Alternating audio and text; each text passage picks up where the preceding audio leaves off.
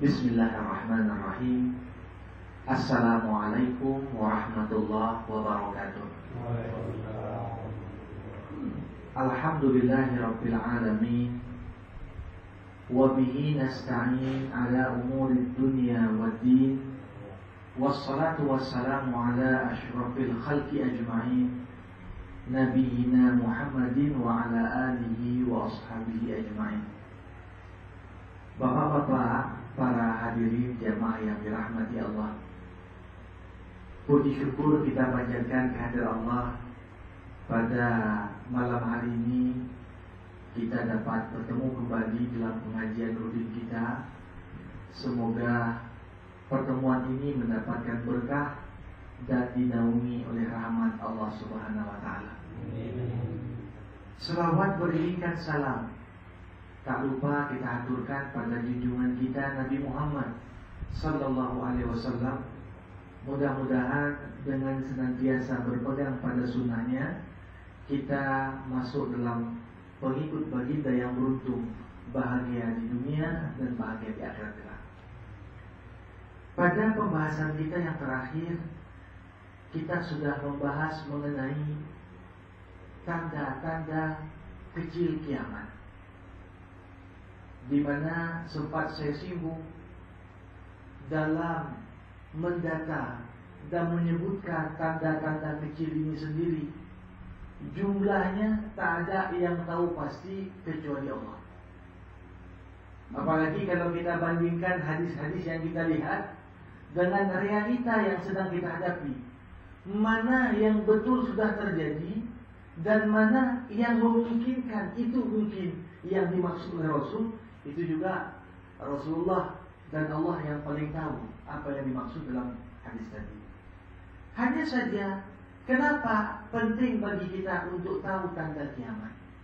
Tanda kiamat kecil, apalagi tanda kiamat besar. Kalau kita renung, mungkin belum tentu kita yang ada di ruangan ini sempat melihat tanda kiamat besar.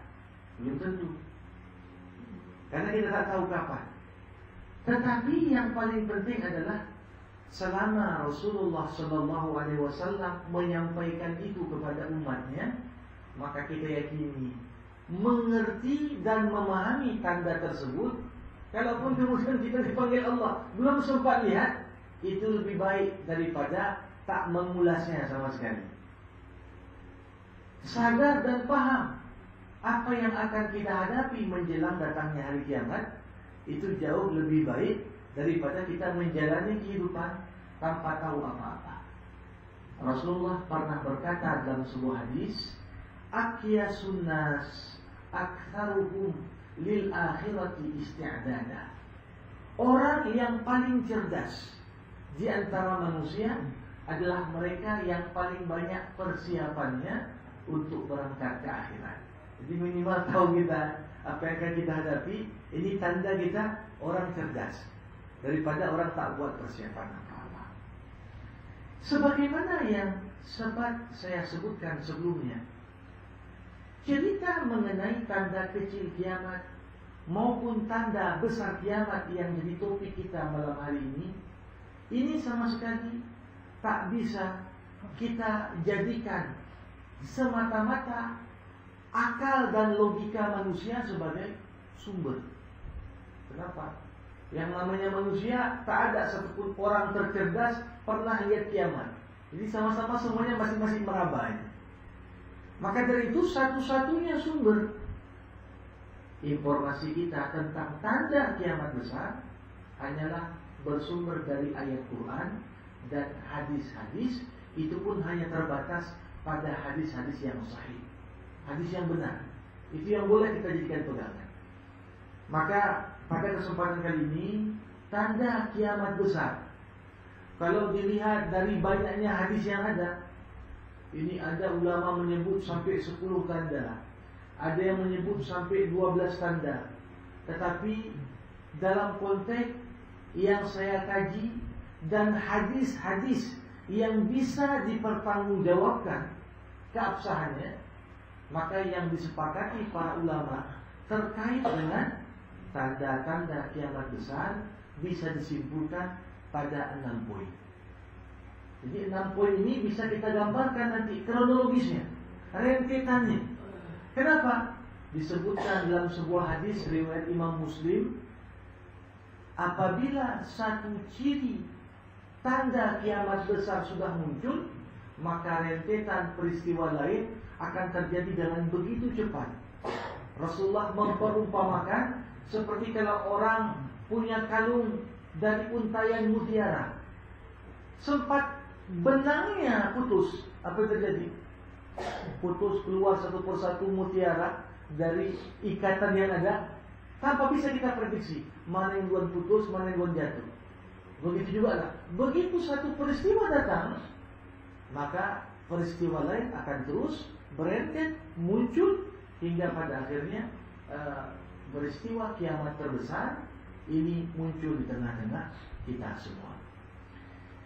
Bapak-bapak jamaah yang dirahmati Allah, dalam sebuah hadis yang diriwayatkan oleh seorang sahabat Abu Hurairah, Rasulullah SAW disebutkan suatu ketika menemukan para sahabat sedang duduk-duduk bersama. Ketika itu Rasul bertanya kepada mereka, "Maza tazakarun?" Apa yang sedang kalian diskusikan? Sahabat ketika itu mengatakan, "Kami sedang cerita tentang kiamat." Kemudian Rasulullah mengatakan kepada mereka, "La taqumus sa'ah." Tidak akan datang kiamat hatta talhar sit hawadis, sampai muncul 6 tanda besar. Dan ke-6 tanda ini disepakati semua oleh para ulama yang membahas dalam konteks tanda kiamat besar. Pertama kali Rasulullah menyebutkan apa ciri dan tanda pertama yang mengawali rentetan tadi. Disebutkan hatta tashriqa syamsu min maghribiha. Tanda pertama yang pertama kali muncul yang mengawali rentetan tanda-tanda kiamat besar, peristiwa di mana matahari tak terbit dari sebelah timur seperti biasa, tapi terbit dari sebelah barat. Ketika Rasulullah mengatakan yang demikian, beberapa hari orang tak menemukan ada matahari, ditunggu-tunggu matahari, ya, kok tak keluar matahari. Jadi dalam status malam terus disebutkan. Kemudian tiba-tiba matahari muncul dari sebelah barat. Sahabat kemudian bertanya, "Wahai Rasulullah, kalau matahari ketika itu tak muncul-muncul, bagaimana kami sholat?" Kita tahu dalam menentukan waktu sholat, inna sholata kanat 'alal mu'minin kitaban mawquta. Sesungguhnya sholat itu ditetapkan Allah pada waktu-waktu yang sudah ditentukan. Di mana waktu subuh begitu masuk fajar shadiq, bagaimana waktu zuhur ketika matahari dalam kondisi zawal, bagaimana waktu asar bisa dilihat dari bayangan seseorang. Ini semua kaitan dengan matahari. Kalau matahari tak muncul-muncul, bagaimana kami sholat? Rasulullah kemudian mengatakan, tuqaddirunaha biqadariha. Kalian bisa memutuskan, menetapkan masuk waktu sholat atau tidak dengan mencoba membayangkannya. Karena matahari yang jadi tolok ukur selama ini tak muncul-muncul. Kemudian para sahabat bertanya lagi, bagaimana itu? Rasulullah mengatakan, sesungguhnya orang yang sholat malam, sholat tahajud, sholat malam, bisa menetapkan ini terasa dia, ini sudah waktu zuhur, ini sudah masuk waktu asar. Dengan feeling dia sendiri, akibat ya dia selalu melaksanakan bukan hanya yang wajib, tapi juga yang sunat, maka orang tersebut tanpa ada tanda-tanda masuk zuhur, masuk asar, masuk subuh, mudah baginya untuk menetapkan waktu-waktu untuk mengerjakan sholat tadi. Ini tanda pertama yang mengawali rentetan tanda-tanda besar datangnya kiamat. Terbitnya matahari dari sebelah barat. Nah, di sini tentu saja hal ini suatu hal yang kalau kita ingin mencoba mengkajinya secara ilmiah. Oke, kalau sekarang dikatakan matahari dari sebelah timur, mungkin nggak secara ilmiah potensi ataupun peluang matahari terbit dari sebelah barat? Ya, kalau dikaji oleh para ahli astronomi, tak tertutup kemungkinan ya untuk itu. Karena dilihat dalam salah satu tulisan saya membaca bagaimana gerakan rotasi itu sendiri ini menentukan di mana posisi terbit matahari, di mana posisinya. Jadi di sini perubahan pada kecepatan rotasi dan sebagainya ini Allah yang paling tahu. Yang jelas disebutkan dalam Al-Quran, yauma tubaddalul ardu ghairul ard. Akan datang suatu hari di mana bumi tak seperti bumi yang biasanya. Ditafsirkan oleh para ulama, kalau biasanya selama ini matahari terbit dari sebelah timur, ini sudah berubah situasinya terbit dari sebelah barat.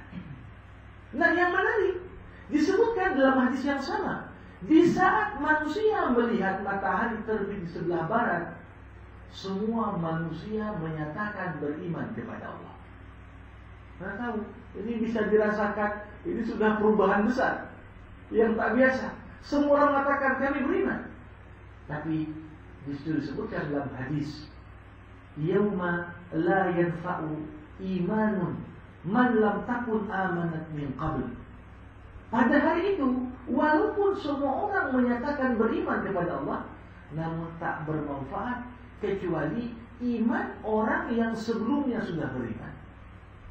Jadi dalam pengertian, kalau nampak tanda kiamat besar baru tiba-tiba dia menyatakan iman, nah ini dianggap sudah lambat waktunya. Ibarat seperti pengakuan Fir'aun ketika tenggelam. Fir'aun berdoa, Tuhan, aku meyakini yang betul adalah Tuhannya Bani Israel. Tapi dijawab oleh Allah, sekarang kau baru beriman. Sekarang.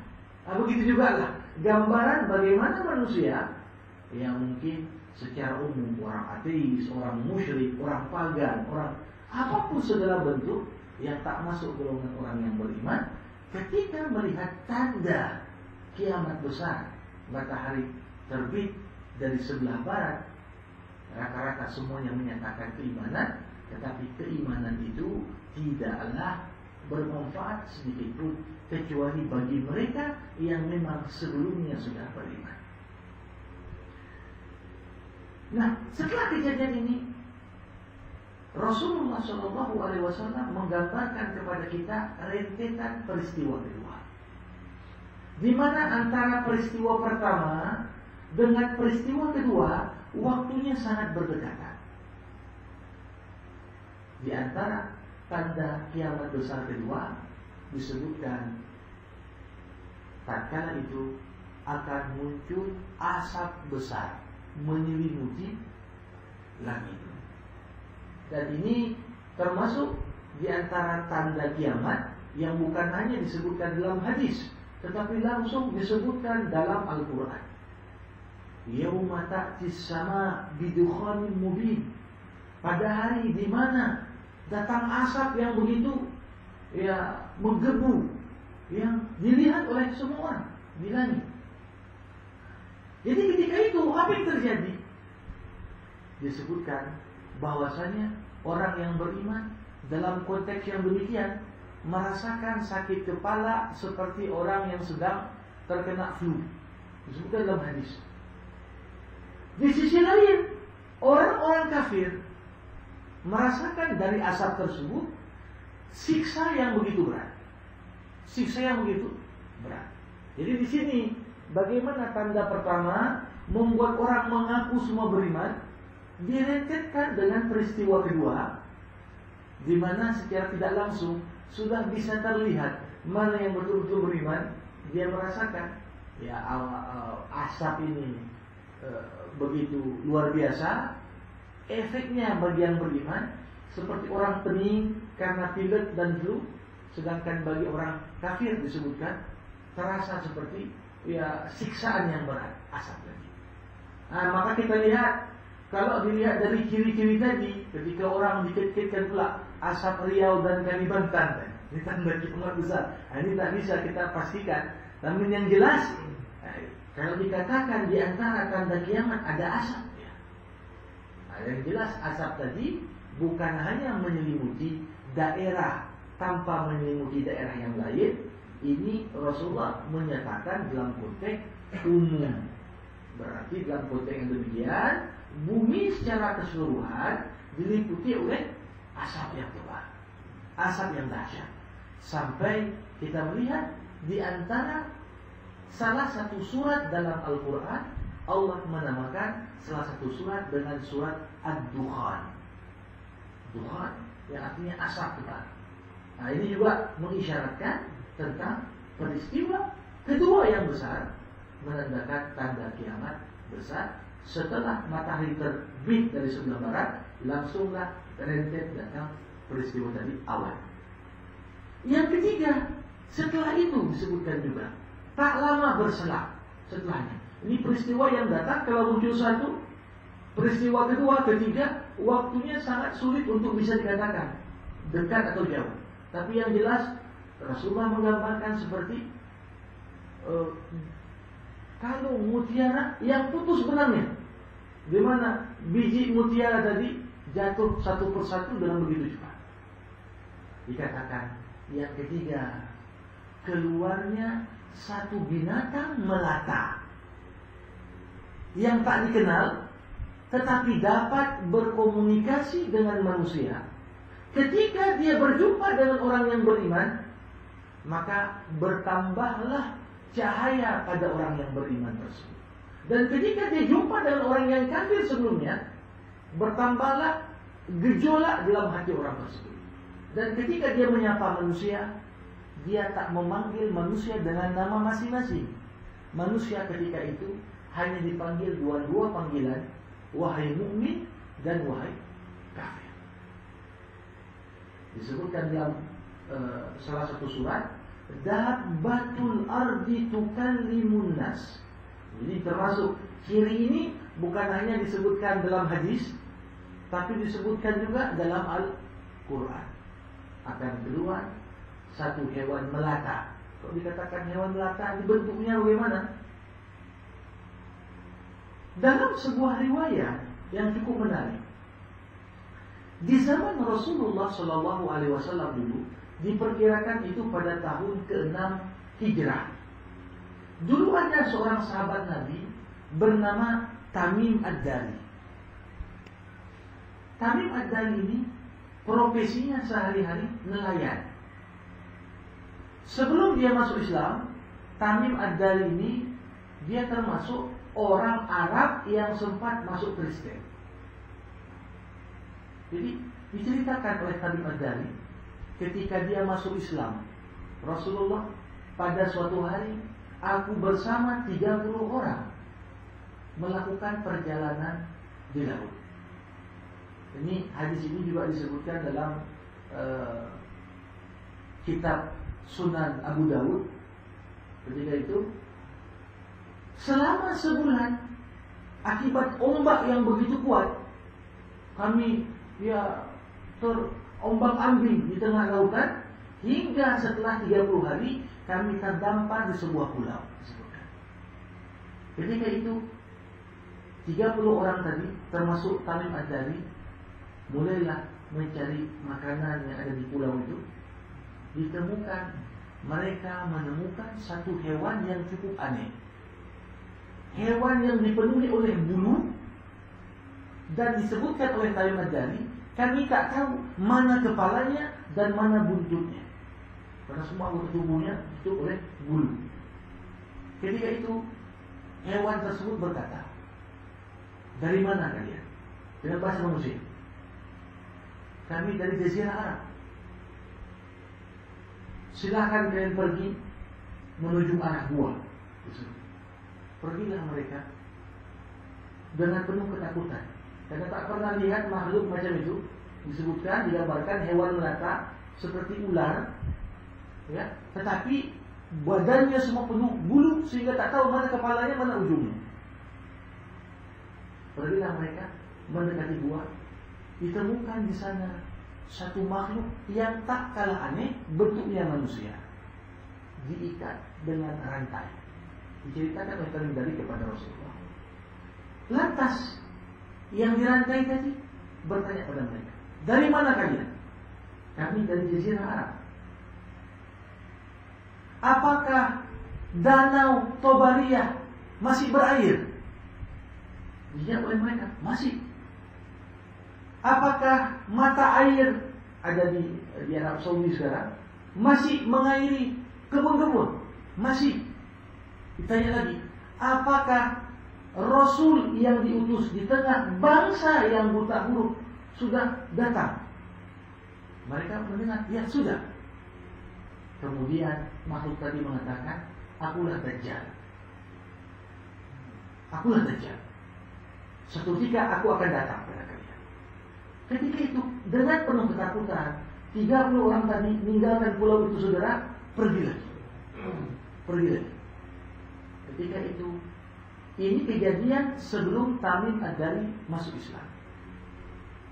Setelah dia kemudian masuk Islam, datang menghadap Rasul. Dia mengatakan, aku bersaksi kau adalah Rasulullah. Aku ingin menceritakan satu pengalaman yang tak terlupakan. Disampaikanlah kisah dia jumpa hewan melata tadi dan jumpa dengan Dajjal. Kemudian Rasulullah mengatakan, aku bahagia. Kata Rasul. Sahabat bertanya, kenapa bahagia Rasul? Karena aku sendiri, kata Rasulullah, disampaikan berita tentang Dajjal dan melata tadi hanya lewat wahyu. Dan Nabi tak pernah melihat secara langsung. Ketika keterangan yang disampaikan Tamim Ad-Dari kepada Rasulullah cocok sesuai dengan apa yang disampaikan Jibril kepada Rasul, Rasulullah bahagia. Ternyata Allah memberikan kesempatan kepada beberapa orang untuk melihat secara langsung. Nah, sayangnya tak disebutkan dalam hadis tadi pulau tadi di mana. Ini maka sebagian ulama menafsirkan ini mereka berada di Laut Tengah, Laut Mediterania. Sebagian menafsirkan di Laut Arab. Laut Arab berarti Laut India Selatan, Laut India, Samudra Hindia, sekitar daerah situ. Jadi kalau ada yang menginginkan sampai ke Bermuda sana, ya, ini kalau dilihat dari hadis yang ada, tidak ada keterangan secara langsung nama pulaunya apa. Tapi yang jelas keterangan Tamim Ad-Dari dibenarkan oleh Rasulullah dan penyampai hadis tersebut kepada kita secara sanad dan matan. Ini jalur hadisnya jalur hadis yang kuat. Ini menunjukkan sekali lagi bagaimana ciri dari makhluk melata tadi digambarkan berbulu dan bisa berbicara dengan bahasa manusia. Dalam beberapa riwayat lain disebutkan hewan melata tadi memegang tongkat Sulaiman dan pada salah satu kakinya ada cincin tongkat Musa dan pada sisinya ada cincin Sulaiman. Nah, ini saya menyampaikan karena dalilnya.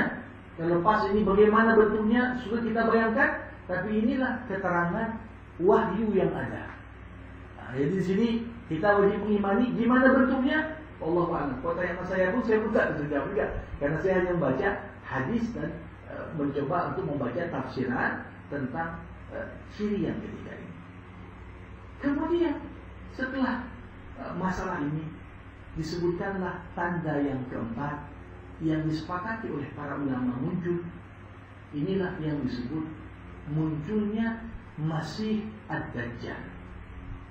Jadi setelah pertama matahari terbit dari sebelah barat, asar, kemudian keluar hewan melata dari perut bumi yang tak diketahui, bisa berbicara dengan bahasa manusia. Kemudian setelahnya datanglah Masih Ad-Dajjal. Nah, kapan muncul Masih Ad-Dajjal ini? Memperhatikan hadis-hadis yang berbicara tentang datangnya Masih Ad-Dajjal. Jadi boleh kita sebut Masih Ad-Dajjal, boleh pakai kha, Masih, boleh juga disebut Masih pakai ha. Apa beda artinya? Masih artinya orang yang tertutup. Karena Dajjal disebutkan ciri-ciri fisiknya manusia, mata kanannya tertutup dengan tutupan seperti orang buta, tetapi pas di kelopak mata ini seperti bisa kita katakan logam. Sedangkan mata kirinya ini bisa melihat, tetapi kiri mata Dajjal disebutkan dalam hadis seperti mata orang yang terbelalak keluar. Itu ciri fisiknya. Kemudian di dahinya tertulis 3 huruf kafara, kafir. Semua orang bisa melihat, kata Rasulullah. Dan Dajjal keluar di daerah antara, secara khusus Nabi Muhammad mengatakan di daerah antara Irak dengan negeri Syam. Negeri Syam apa? Syria. Irak, kita tahu Irak. Jadi kalau di kawasan ini berarti bisa jadi datang dari Asia Tengah, bisa jadi di daerah Arab yang sekarang bergejolak sekarang. Kita tahu. Ya, tetapi disebutkan kapan muncul Dajjal? Dajjal muncul setelah muncul di muka bumi selama 40 hari. Hidup Dajjal dari mulai muncul sampai dibunuh oleh Isa hanya umurnya 40 hari. Hari pertama disebutkan dalam hadis, panjangnya, lamanya hari itu dirasakan manusia seperti setahun. Hari kedua dirasakan oleh manusia seperti sebulan. Hari yang ketiga dirasakan manusia seperti 1 kali Jumat, seminggu. Sedangkan hari keempat hingga berakhir seperti hari biasa. Disebutkan Dajjal ciri fisiknya manusia. Dajjal ketika muncul akan membuat fitnah pada manusia. Disebut Masih karena tertutup, disebut Masih pakai H. Disebutkan juga dalam hadis pakai H, Masih artinya yang menghapus. Karena dengan munculnya Dajjal, bagi orang-orang yang imannya saat tanda kiamat besar masih belum kuat, artinya masih gonjang-ganjing, Dajjal akan menghapus sisa keimanan yang ada dalam diri orang-orang yang ada ketika itu. Maka Rasulullah SAW mengajarkan pada kita satu doa yang baik untuk dibaca selepas sholat. Allahumma inni a'udzubika min fitnatil mahya wal mamat wa min fitnatil qabr wa min fitnatil masihid dajjal. Ya Allah, aku berlindung kepadamu agar kau melindungiku dari fitnah hidup dan mati, fitnah kubur, dan fitnah masih ad-dajjal. Nah, apa yang terjadi? Dajjal ini dalam 40 hari kehidupannya keliling seluruh muka bumi. Diberikan Allah dia kemampuan. Hanya 3 tempat yang tak dapat dimasuki Dajjal disebutkan dalam hadis. Pertama, Masjidil Haram. Yang kedua, Masjid Nabawi. Dan yang ketiga, Masjidil Aqsa. Jadi kalau dikatakan bukan kota Mekah, Masjidil Haram, jadi tanah haramnya saja yang tak bisa masuk. Tapi di kota Mekahnya, kalau di luar tanah haram bisa saja disebutkan. Kemudian selama itu Dajjal mengiming-imingkan kepada seluruh umat manusia surga dan neraka. Dia mengaku dirinya Tuhan. Aku Tuhan. Siapa yang mau surga dapat surga. Siapa yang mau neraka dapat neraka. Siapa yang memilih surganya Dajjal, itulah neraka Tuhan. Siapa yang memilih neraka Dajjal, itulah surganya Allah. Disebutkan sesungguhnya Dajjal ketika itu bisa mendatangkan hujan. Yang diminta orang bisa diberikan kekuatan oleh Allah. Tujuannya apa? Untuk memfitnah kita, menguji itu. Tetapi perbedaannya Rasulullah mengatakan sesungguhnya Dajjal matanya juling dan Allah tidak juling. Disebutkan dalam hadis. Jadi udah matanya satu kiri seperti tampak keluar, dan mata itu pun statusnya posisinya juling disebutkan dalam hadis ini. Bapak-bapak jamaah yang dirahmati Allah, dalam konteks Dajjal ini keliling muka bumi, ini sangat berdekatan dengan posisi di mana Nabi Isa alaihissalam sebagai tanda kiamat besar selanjutnya yang kelima ini datang. Nabi Isa alaihissalam muncul kapan? Setelah Dajjal keluar. Tetapi harus dipahami, Dajjal ini banyak, tapi masih Dajjal cuma satu. Yang kita khawatir tanda kiamat besar masih Dajjal. Kata Nabi Muhammad SAW dalam hadis yang lain riwayat Imam Tirmizi menyebutkan, sebelum datang Masih ad-Dajjal akan ada 30 Dajjal.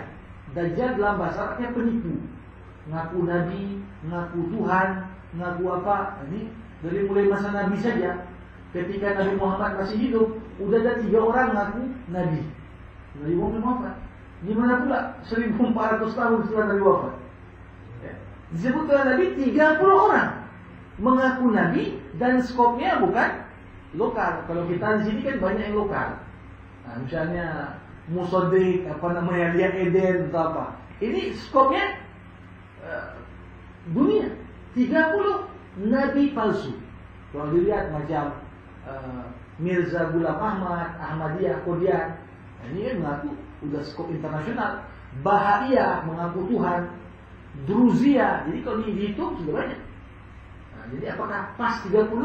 Allahu a'lam yang dimaksudkan tadi. Tapi yang jelas sebelum muncul Masih ad-Dajjal dengan ciri yang tadi disebutkan akan ada 30 penipu yang muncul sebelumnya.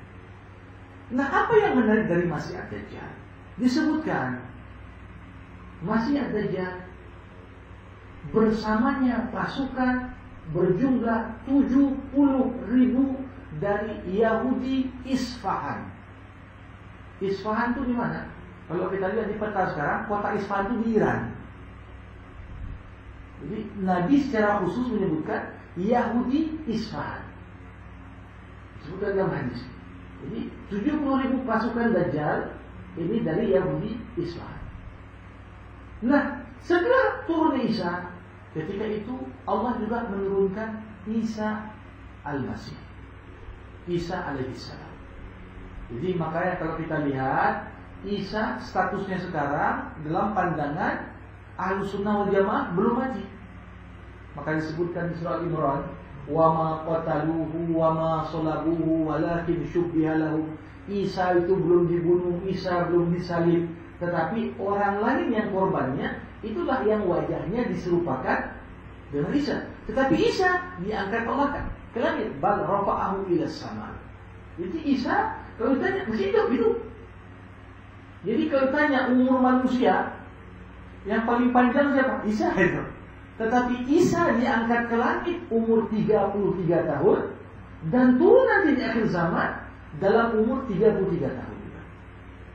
Dan disebutkan dalam hadis yang lain, ketika nanti di surga, semua penduduk surga berada di umur yang sama saat Isa diangkat ke langit. Berapa wahai Rasulullah ditanya? 33 tahun. Jadi anak yang meninggal usia masih balita, usia masih berapa hari, usia masih balita, semuanya ketika nanti masuk surga sebagai seorang pemuda ataupun wanita umur 33 tahun. Itu berdasarkan teks hadis saja. Di mana Isa turun? Disebutkan dalam hadis bahwasanya Isa Al-Masih turun di kota Damaskus, Syria. Ketika itu Isa ketika turun menjelang waktu sholat asar. Ketika itu diazankan asar, siaplah orang untuk sholat berjamaah. Isa masuk hampir terlambat. Ketika itu seluruh orang yang ada di masjid melihat wajah Isa, mempersilahkan Isa untuk menjadi imam. Tapi kemudian Isa mengatakan, tidak, silahkan menjadi imam salah seorang dari kalian. Untuk menunjukkan Isa turun bukan sebagai seorang nabi pembawa ajaran baru, tetapi beliau turun sebagai salah satu umatnya Nabi Muhammad. Jadi bawa bukan untuk mengajarkan lagi Injil, tapi bawa Al-Quran juga. Setelah selesai sholat, disebutkan dalam hadis, Isa kemudian keluar, dan di depan masjid di mana mereka bersolat sudah ada Masih Dajjal bersama 70.000 pasukan dari Yahudi Isfahan. Begitu Dajjal melihat Isa, Dajjal langsung lari. Kenapa? Karena dikatakan Dajjal tahu bahwasanya Isa yang akan membunuhnya. Lari porak-porandala tentara Dajjal, dan ketika itu Isa lah turun untuk membunuh Dajjal, kemudian memporak-porandakan minuman keras dan membunuh babi. Disebutkan dalam hadis. Jadi kalau ditanya apa hikmah, kenapa nggak diutus Allah Adam saja atau Ibrahim? Kenapa Isa secara khusus? Karena mengingat Isa di antara nabi yang terzalimi. Ya, sampai disebutkan dalam Al-Quran di hari akhirat kelak Allah bertanya kepada Isa, apakah kau mengatakan kepada umatmu, sembahlah aku dan ibuku selain Allah? Isa mengatakan tidak pernah kusuruh. Jadi di sini untuk meluruskan apa yang diselewengkan dari ajaran Isa.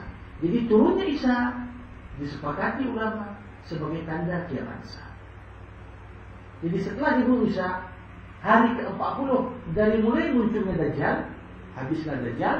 Setelah itu di bumi tak tersisa kecuali orang baik. Hingga kemudian setelah Isa wafat, muncullah tanda terakhir kiamat besar sebelum muncul kiamat. Ya, itulah keluarnya Ya'juj dan Ma'juj. Ya'juj dan Ma'juj bukan nama orang, tapi pendapat paling kuat tentang masalah ini adalah dua bangsa. Bangsa Ya'juj dan bangsa Ma'juj. Karena kalau kita lihat rentetan Ya'juj dan Ma'juj ini dalam Al-Quran, diceritakan pertama dalam surah Al-Kahfi. Di masa Zulkarnain melakukan perjalanan di muka bumi, suatu ketika dia bertemu dengan satu kelompok manusia, tak dipahami bahasanya. Kemudian mereka minta agar dibangun bendungan. Kenapa? Karena Ya'juj Ma'juj sering menyerang mereka dari situ. Jadi dibantulah oleh Zulkarnain, dan semenjak saat itu bangsa Ya'juj Ma'juj terkepung oleh bendungan yang dibuat oleh Zulkarnain. Di masa Rasulullah disebutkan dalam sebuah hadis, suatu ketika Rasulullah mengatakan kepada para sahabat, celakalah bagi bangsa Arab dari makin dekatnya kebinasaan. Sahabat bertanya, kebinasaan apa itu wahai Rasulullah? Aku baru mendengar bendungan Ya'juj Ma'juj terbuka sedikit setelah mereka berusaha untuk membuka. Jadi di masa Nabi setiap sudah disinggung bahwasanya bendungan itu akan hancur. Apa keterangan tentang Ya'juj Ma'juj ini? Disebutkan Ya'juj Ma'juj adalah bangsa yang bengis, memotong kepala orang, memakan minum darah yang dibunuhnya. Kemudian ciri-ciri fisiknya disebutkan, mereka sirarul ain, disebutkan mata mereka sipit. Maka di sini kemudian dikait-kaitkan dengan bangsa Mongol, bangsa Tatar, atau disebutkan begitu. Kemudian wajah mereka seperti terpukul. Jadi bentuk fisik wajahnya seperti orang kena pukul. Seperti apa? Merah, dan struktur pipinya seperti masuk ke dalam begitu. Digambarkan dalam hadis. Nah, setelah Isa tidak ada, Ya'juj Ma'juj lah yang kemudian membuat kerusakan di muka bumi sehingga tak tersisa di muka bumi kecuali keburukan. Ketika itu datanglah kiamat. Karena disebutkan dalam hadis, tidak akan datang kiamat sampai tidak tersisa di muka bumi kecuali orang-orang jahat. Itulah orang-orang yang dalam konteks ini pengikut Ya'juj dan Ma'juj. Bapak-bapak jamaah yang dirahmati Allah, ini semua apa yang saya sampaikan informasi dari hadis. Permasalahan memahami hadis tentu saja kita bisa saja memahaminya secara makna hakiki, atau bisa memahaminya secara bahasa kiasan. Bisa saja Rasulullah menyampaikan, tapi ini kiasan terhadap makna lain.